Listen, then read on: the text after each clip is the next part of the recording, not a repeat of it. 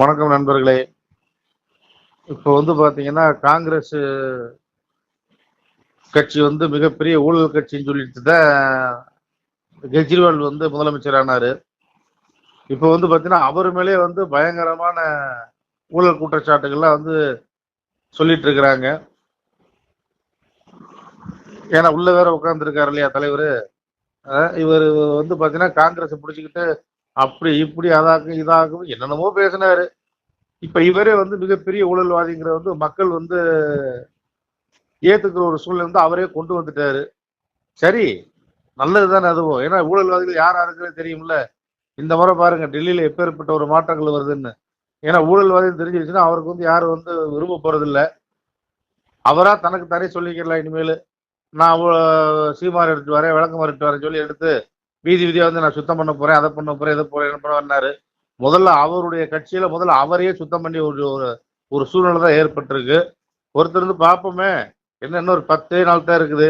அரவிந்த் கெஜ்ரிவால் கண்டிப்பான முறையில் வீட்டுல போய் உட்காரணும். 10ம் 10ஆவதுக்கு இதே நபர் ஊழல் குற்றச்சாட்டுல உள்ள போன மாதிரி தமிழகத்துல ஏகப்பட்ட பேரை களை எடுப்பாங்க போல் இருக்கு. அப்படித்தான் வலைதளங்கள்ல வந்திருக்கு. இது நம்முடைய அண்ணாமலைஜி தெளிவுபடுத்தியிருக்கிறாரு. ஏற்கனவே டிஎம்கே ஃபைல்ஸ் வெளியேற்றதுல இருந்தே ஏகப்பட்ட பேருக்கு உண்மையிலேயே ஃபைல்ஸ் கம்ப்ளைண்ட் நிறைய வந்துருச்சு. திமுக காரங்களுக்கு திமுக ஃபைல்ஸ்னாலே ஃபைல்ஸ் தான் போல் இருக்கு. மூலவியாதி முட்டிக்கு நிற்கும் போல் இருக்கு. இனி எத்தனை பேர் உள்ள போறாங்களோ ஒருத்தர் பார்க்கலாம். ஏற்கனவே பாத்தீங்கன்னா சொல்றாங்க, இந்த மம்தாவெல்லாம் உள்ள போக வேண்டிய ஒரு சூழ்நிலை வரும். தமிழகத்துல அப்பேற்பட்ட ஒரு சூழ்நிலை உருவாகலாம்னு சொல்லி இருக்கிறாங்க. நம்மளதான் நிறைய பேர் எதிர்பார்த்துட்டு இருக்கோம். ஊழல்வாதிகள் யாரா இருந்தா என்ன, உள்ள போக வேண்டியதானே, பொறுத்திருந்து பார்க்கலாம். நன்றி நண்பர்களே. வணக்கம் இந்து சொந்தங்களே. திருநெல்வேலி மாவட்டம் நாங்குநேரி தாலுகா ஆண்டார்குளம் கிராமத்திலேருந்து நாங்கள் பேசுகிறோம். இது ஒரு ஃபேமஸான சிவன் கோயில். இந்த சிவன் கோயில் ஒரு காட்டுப்பகுதிக்குள்ளே இருக்குது. இதை புனரமைக்காமல் பல காலமாக பாதிப்பான சூழ்நிலையில் உள்ளது. இதில் பார்த்திங்கன்னா நிறையா நாகங்கள் குடிபோகும், நிறையா மயில்கள் அடைகிறது.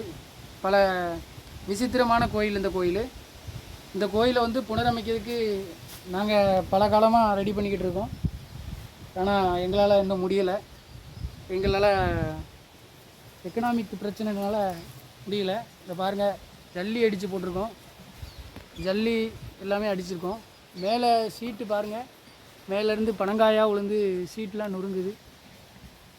உங்களால் முடிஞ்சது 5 10 50 100 எவ்வளோ இருந்தாலும் சரி, நான் என்னுடைய ஜிபே நம்பர் சொல்கிறேன். இந்த நம்பருக்கு நீங்கள் கொடுத்து உதவுனீங்கன்னா இந்த சிவன் கோயிலை புனரமைக்கிறதுக்கு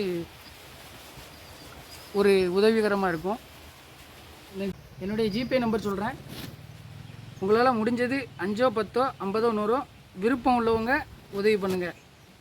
93 85 44 31 06 இந்த நம்பருக்கு உங்களால் முடிஞ்சது இந்த கோயிலை புனரமைக்கிறதுக்காக, ஒரு இறை அருள் பெறுவதற்காக நீங்கள் உதவி பண்ணிங்கன்னா கொஞ்சம் நல்லாயிருக்கும்.